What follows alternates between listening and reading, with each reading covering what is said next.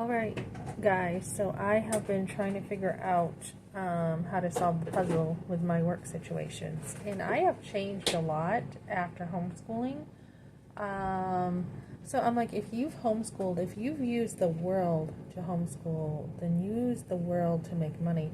So my mindset is changing, and I'm having a much bigger, broader mindset toward making money. And I am using my creativity, love of curiosity, love of learning, love of everything, to start really working toward having a broader view of making money and how I can make things work for me.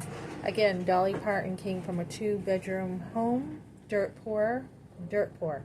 My family came from a lot of poverty, and the difference is, Dolly had made it big, and not my immediate family. I did not grow up in poverty. At the time I was older and understood a little bit about money, we had more money. We had, it was a little bit more, toward a middle class than when my parents started off, and they were poor, but still not dirt poor like Dolly Parton. So I've been thinking about her lately, and I'm like, if she did it, then anybody should be able to do it, right?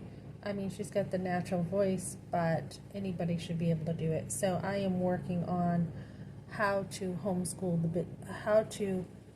let me see, not homeschool the world, but how to use the world to make money.